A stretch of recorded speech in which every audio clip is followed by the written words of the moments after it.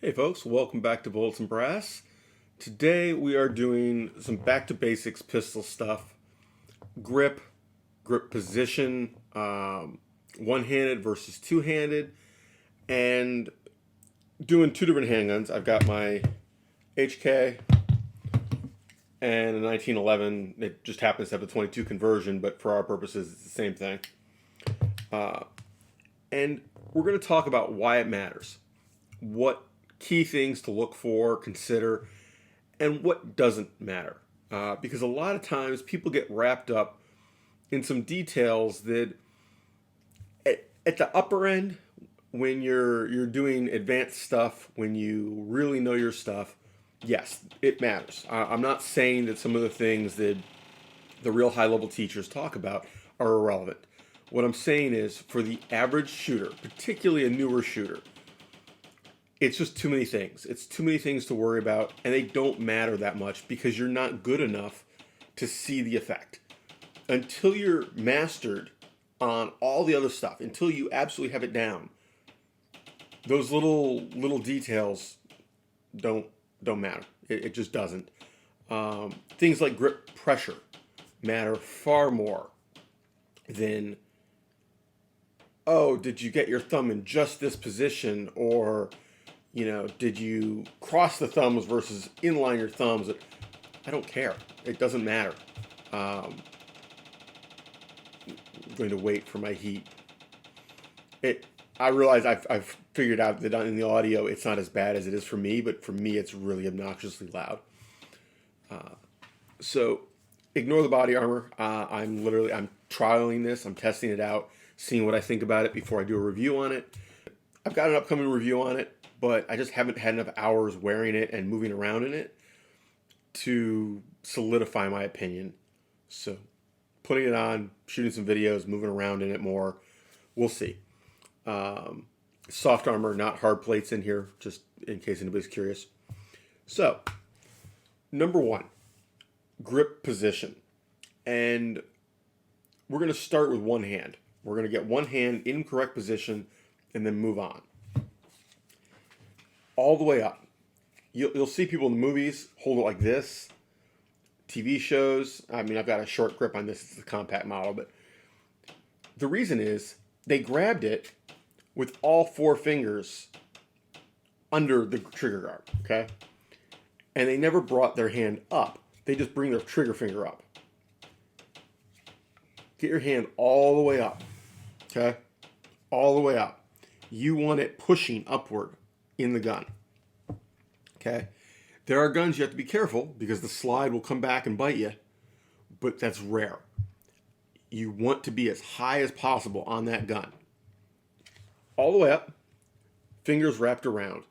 If you can't wrap your fingers most of the way around, meaning your pads of your fingers are actually on the other side of the grip, you can get something with a smaller grip. If you wrap all the way around and you're like this, you need a bigger grip. Now, on a concealed carry gun, you may make the choice that you want that smaller grip just because it is what it is. Do it consciously. Don't choose and not realize you have the wrong size gun.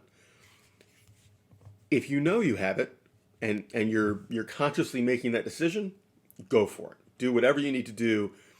A carry gun is carried way more than it's shot. Even if you assume just range time, you carry it way more than that. Comfort for carry is critical. Otherwise, you won't carry it. So, you need sufficient wraparound. And the reason for that is you're not squeezing this way. This is not important. This is not how you're holding the gun. Okay? There's some of that because it's almost unavoidable. The squeeze is side to side. You're doing this. Okay, you're going like that in terms of your grip strength. It is a horizontal hold. Now, there's a certain element of front to back, but if you're squeezing really hard this way, front to back, your trigger control goes to shit. You wear out your hand rapidly. You don't need to squeeze a death grip on a pistol. You just need a good enough grip to control the recoil. And by control, we really just mean you don't want it loose in your hand. You don't want it moving in your hand. You want your hand to move with the gun. Now, at more advanced levels, yes, you're going to counteract recoil through your grip control, through tension in your wrists, through tension in your arms. For a beginner, let the recoil happen. Don't fight it. Have a good grip on the gun and let the recoil happen. Let it come back down on target, and then you take your next shot if you choose to. You're not trying to fight the recoil, okay? That is level 3 or 4. You're on level 1. If you're at the point where you've got your grip down, you've got your trigger control down, you've got your aim down so that you can consistently, slow fire shots, hit right where you want every time, sure. Go start getting into exact grip pressures, fighting the recoil. A lot of that is in your wrists and your forearms more than just your grip. But we're not going to get into that. That's a different class, say. So you're squeezing inward, this way, and that way. Not hard, just enough that you're building friction on your palm and on your fingers against these grip panels. Okay. The stippling front and back, it makes a big difference in the feel. It makes a big difference in the gun shifting in your hand, but it isn't what you're using to grip against. So you've got your grip all the way up. For your second hand, you're going to take that and wrap it around. You're putting your palm into that opening, okay? And you're pressing your fingers, the tips of your fingers, into the frame and pressing here to solidify that grip, okay? So you're basically locking your first hand into place. You're not trying to grip the gun here. What you're doing is gripping your other hand with this hand. Now, in terms of grip pressure, there are a lot of theories. There's 70-30 theory, 60-40 theory, 50-50 theory, 100-100 theory, where it's 50-50 theory, basically saying equal pressure. Yeah, I got news for you. If you aren't already into one of the upper tiers of pistol shooting, irrelevant. Grip the gun. Squeeze. Not hard. You don't want to be shaking. You don't want to be white knuckling this. You don't want to be wearing out your hands. But you want to be gripping firmly. Now, the definition of firmly depends on how big you are. If you are a large adult male with big, strong hands, you do manual labor for a living, you're a mechanic, you're a construction guy, you're any kind of physical work, okay, your definition of a good, solid grip is overkill, okay? Pretend you're shaking hands at a nice party. You're shaking hands with a woman. You're shaking hands with some guy you're not, trying to death grip. You're just saying hello, okay? That grip pressure, maybe plus a little, okay? You're not trying to squeeze the hell out of it. For women, squeeze, okay? You probably don't have the grip strength to be casual about it. Now, if you're a woman who does a lot of physical work, if you do a lot of weight training, keep in mind, your grip strength is almost on par with an average male. Almost. Squeeze. Just don't max it out. You're not trying to start your hands shaking, okay? If I squeeze, and I'm squeezing inward with this hand to put pressure on this hand to lock that grip in, okay? So I'm squeezing. I can almost relax this hand a little bit because this hand has to do the trigger pull.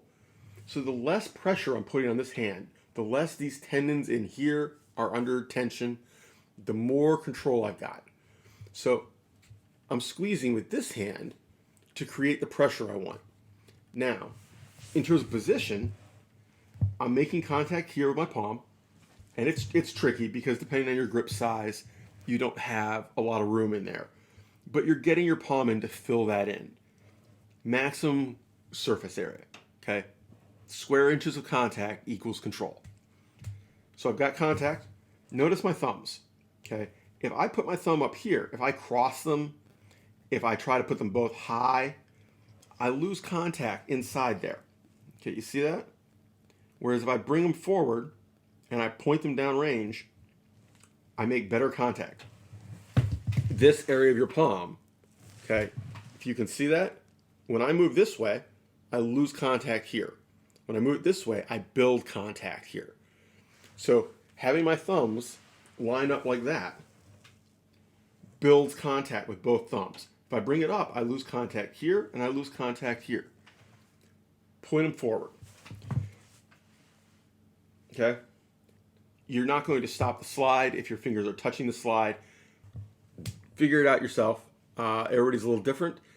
What classes you have taken is going to change how you think about this. Every instructor has a particular way they do it. Instructors change over the years. They'll take a class and they'll go, I like that better than I like what I was doing.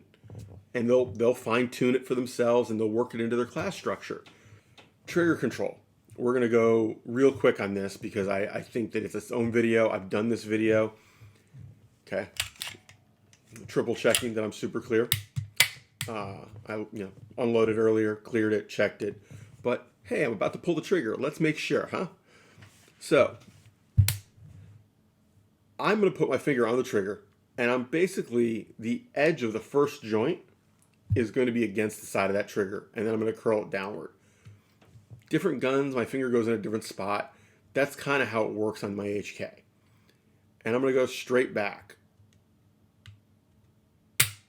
Okay? Straight back. And you notice that the gun twitches a little bit, but it doesn't go one way or the other. I don't do where I'm pulling and I'm pulling one side or this way. Okay? By putting my finger in the right spot, I'm pushing straight back.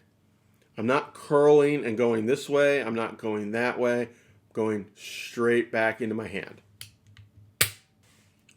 What you'll find, different triggers work differently.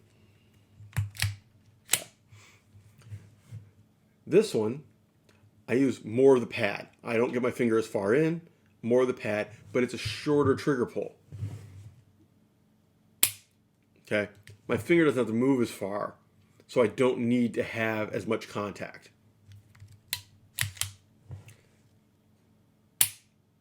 Okay? That is why I like 1911s, by the way. So, trigger control, grip pressure, grip position, and reinforcing it. That is it. Thank you for watching. Take care all.